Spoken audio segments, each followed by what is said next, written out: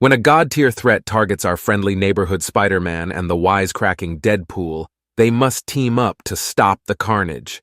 What happens next? Let's dive into Miles Morales. Spider-Man issue #31, the grand finale of the Pools of Blood crossover, and find out. Picking up where the last issue left off, Agent Gao, former cop and longtime nuisance to both Miles and Wade, returns, now empowered by Ares, the god of war, and rebranded as Warcry. Deadpool, far from worried, is thrilled. He initially took the job to kill Spider-Man, just to get his hands on super weapons for his fight against Deathgrip in his own book. Now he can prove he's not a bad guy, help Miles, and get those weapons all at once. Only problem? Taking the sword from Gao is easier said than done. Gao's new power is no joke. She's blasting energy so strong that even Miles's brand new vibranium suit is struggling under the pressure.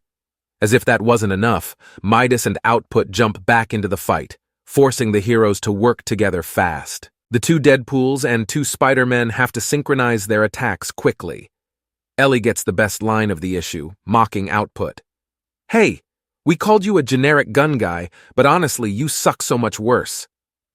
Deadpool, meanwhile, thinks he's being clever with a sneak attack on Warcry, until she breaks his neck. Deadpool's healing factor saves him, but it's still a nasty injury.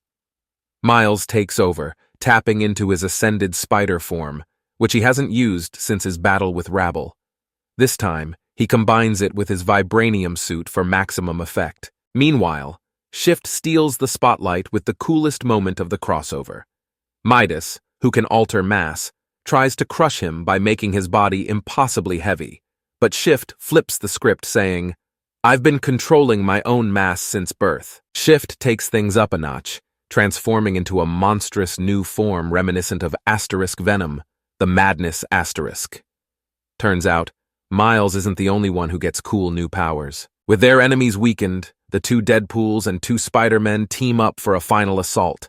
Ellie and Shift land a brutal kick, while Deadpool and Miles deliver a cinematic punch to Gao's face. As a final touch, they joke that nothing can stop Deadpool and Spider-Man, except editorial mandates. A perfect meta-gag for a crossover packed with humor. Realizing she's losing, Gao retreats. The heroes celebrate, finally acknowledging their newfound friendship.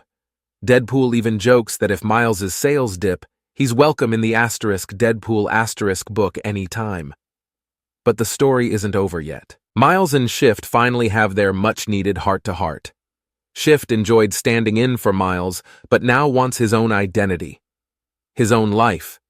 He chooses the name Yami Morales, a tribute to Miles's grandfather, introduced in a past story. Meanwhile, Gao returns to Ares, asking for more power.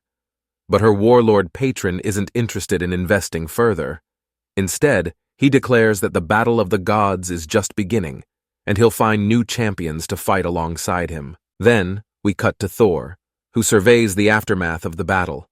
He recognizes Hephaestus's handiwork and questions Anansi's motives for backing Miles. Due to ancient pacts, Anansi couldn't intervene directly, and Ares had to use proxies. Thor, ever skeptical of trickster gods, isn't convinced that Anansi's motives are pure. The issue ends with a teaser for the next battle. Hercules is on his way. Overall, Miles Morales. Spider-Man #31 delivers an exciting conclusion to the Pools of Blood crossover. While the fight with Gao wraps up quickly, Deadpool's new weapon is sure to play a larger role in his own series. Shift gets a major spotlight, gaining a new form, a new name, and solidifying his place in Miles's universe. The brotherly dynamic between Miles and Shift is unique and heartfelt. As for the complaints that Miles has too many powers and suits, this issue makes it clear. He's gearing up to fight gods. A bold direction, and one I'm eager to see unfold. With the upcoming trip to the Ultimate Universe, things are only getting bigger. I'd rate this issue a solid 7.5, not perfect, but a strong, enjoyable read that leaves me excited for what's next in both this book and Deadpool series under Ziegler.